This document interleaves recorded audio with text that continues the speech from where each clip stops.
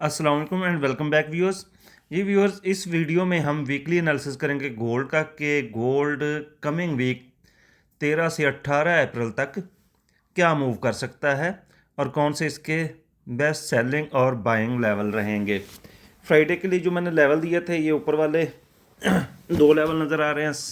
Bye zone दिया था 47.28 से 47.38 का, बहुत अच्छा रिस्पेक्ट हुआ। फिर ऊपर सेल जोन दिया था 4790 से लेके 4796, ये भी बहुत अच्छा रिस्पेक्ट हुआ। मार्केट ने सारा दिन इसी रेंज को फॉलो किया, इसी में सेल बाय देती रही है। अभी ये जोन क्या वैलिड हो सकते हैं कि नहीं, इसको डिस्कस करते हैं। बीच में रेजिस्टेंस सपोर्ट जो दूसरी हैं उनको अब मैं हटा रहा हूँ, और सबसे पहले वीक की रेंज हम देखते हैं। लास्ट वीक की रेंज क्या थी? 4600 इसका लो था, 4858 इसका हाई था, और इसकी 50% रिट्रेसमेंट, इसका पिवट जो था 4729 था, जहां से हमने बाइंग लेवल दिया था। और मार्केट इसको रिस्पेक्ट करती रही है और ऊपर जाती रही है, लेकिन ऊपर ये रेजिस्टेंस ब्रेक नहीं कर सकी। अभी मार्केट ने जो क्लोजिंग दी है वो थोड़ी सी कंफ्यूजिंग है। ठीक, एक तो रीज़न ये है कि अगर जियोपॉलिटिकल न्यूज़ देखें तो पाकिस्तान में मुज़ाकरात जारी हैं ईरान और अमेरिका के दरमियान, और मार्केट इस चीज़ को देख रही होगी कि मुज़ाकरात का क्या रिज़ल्ट निकलता है। दूसरा दौर शुरू है इन मुज़ाकरात का, और इस पे आप ट्रेडर्स ने भी नज़र रखनी है। अगर मुज़ाकरात कामयाब होते हैं तो गोल्ड फिर बाय की तरफ निकलने की कोशिश करेगा। अगर मुज़ाकरात खुदा न खासा नाकाम होते हैं तो गोल्ड फिर नीचे की तरफ आएगा। और नेक्स्ट वीक में, जो कमिंग वीक है, इसमें अगर हम कैलेंडर न्यूज़ देखें तो कोई ख़ास कैलेंडर न्यूज़ नहीं है, सिर्फ एक हाई इम्पैक्ट न्यूज़ है, कोर पीपीआई का डेटा है। इसके अलावा कोई ख़ास डेटा यूएसडी के रिलेटेड नहीं है। ठीक, अभी हमने करना क्या है कि मार्केट को देखना है कि ये 50% रिट्रेसमेंट लेवल, इसके ऊपर हमने इसको बाय करना है। पीछे ये ग्रीन कैंडल इनगल्फ की हुई कैंडल है, तो ये बाय इनगल्फिंग है, इसकी रिस्पेक्ट लेगा गोल्ड। अगर ऊपर हम H4 में सेल इनगल्फिंग कोई नज़र नहीं आती, लेकिन H2 में दो सेल इनगल्फिंग नज़र आ रही हैं, जिसकी वजह से एक सेलिंग प्रेशर नज़र आ रहा है। ये सेलिंग प्रेशर आया कि इसका है, प्रॉफिट बुकिंग का है, या फिर कि मार्केट नीचे की तरफ आ रही है। लेकिन मार्केट एक रेंज के अंदर है, ये क्लियर है। ठीक हो गया। और डेली टाइम फ्रेम में अगर हम देखें तो दोनों साइड पे एक जैसी विक है, और क्लोजिंग इसने वीक के 50% से ऊपर दी है, और डेली की क्लोजिंग जो ऊपर नहीं दी, नीचे आके दी है अपने डेली लो के पास पास तकरीबन। ठीक हो गया।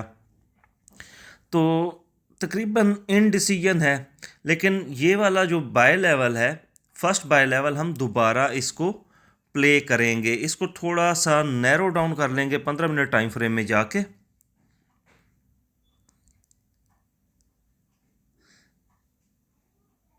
जी, नैरो डाउन करने की ज़रूरत नहीं है, इसको एज इट इज़ ही रहने दें। कैंडल पैटर्न्स इसी हिसाब से हैं कि इसको एज इट इज़ रहने दिया जाए। हाँ, अगर ये नीचे ब्रेक कर जाती है, ठीक, ये सपोर्ट 29 की नीचे ब्रेक हो जाती है, तो ऊपर से जो मार्केट नीचे आई है उसके पुल बैक पे हम एक्सटेंशन लगाएंगे, और ये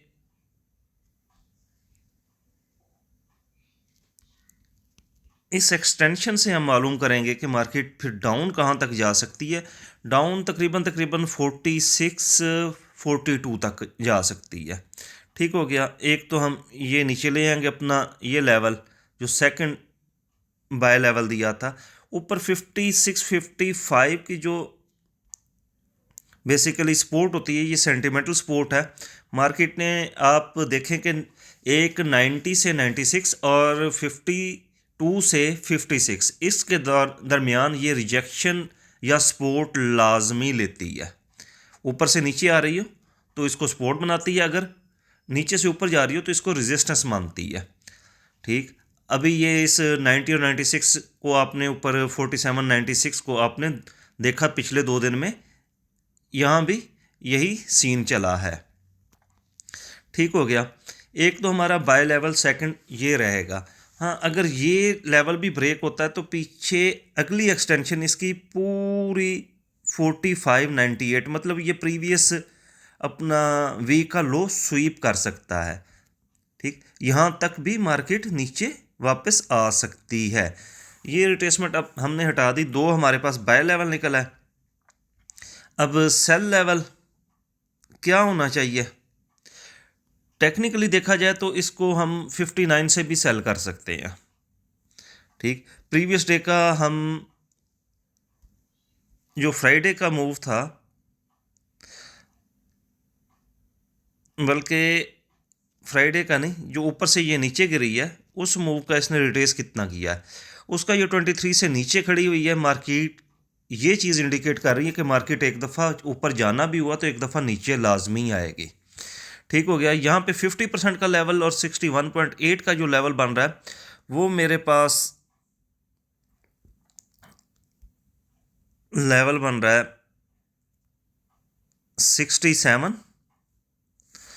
क्योंकि ये रेजिस्टेंस हम मार्क करने लगे हैं तो इसको हम रेड कलर देंगे। ठीक, हमारा फर्स्ट सेलिंग जोन जो बनेगा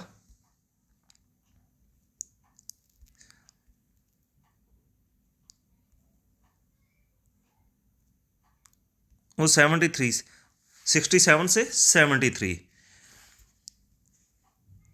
इस जोन को हम रेड कलर देंगे, सेल का जोन है। ठीक हो गया। 2 सेल के जोन है, 2 बाय के जोन है। ऊपर वाला सेल का जोन भी एज इट इज़ वैलिड है। H1 में ऊपर देखें तो सेल इनगल्फिंग नहीं है, लेकिन पीछे ब्रेकर ब्लॉक है। और 30 मिनट में जाके देखेंगे तो 30 मिनट में यहाँ पे स्ट्रांग सेल इनगल्फिंग पड़ी हुई है, बाय इनगल्फिंग को फेल करके आई हुई है। और 15 मिनट में भी यहाँ पे रेजिस्टेंस का टॉप बन रहा है। तो ये भी हमारा सेल जोन रहेगा नेक्स्ट वीक अगर मार्केट इधर आती है। हाँ, अगर मार्केट 4801 के ऊपर कंप्लीट स्टे करने लगती है, 15 मिनट की कैंडल क्लोज कर जाती है, तो फिर मार्केट डेफिनेटली ऊपर जाएगी। और ऊपर इसका जो एक्सटेंशन के अकॉर्डिंगली जो लेवल बन रहे हैं H4 के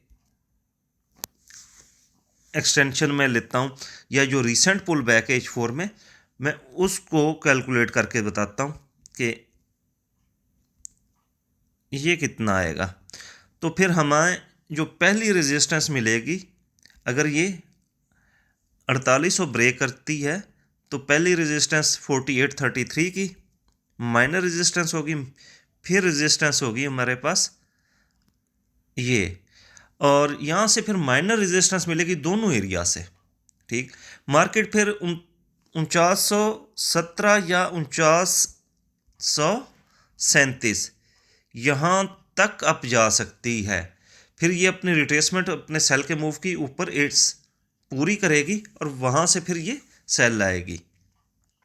अब ये काफ़ी खिचड़ी नज़र आ रही होगी आपको, लेकिन ये खिचड़ी पकानी पड़ती है जब अच्छी एंट्री लेनी हो, जब डीप एनालिसिस करना हो। तो ये सिनारियो 2 बाय के लेवल हैं। अगर ये लेवल ब्रेक होता है तो वेट करेंगे हम निचले लेवल का, और ये वाला लेवल ब्रेक होता है ऊपर वाले का। अगर ऊपर ब्रेक होता है तो फिर हमने सेलिंग क्लोज करनी है, बाय में बैठना है, और बाय ऊपर इन रेजिस्टेंस लेवल्स तक जा सकती है। ठीक हो गया।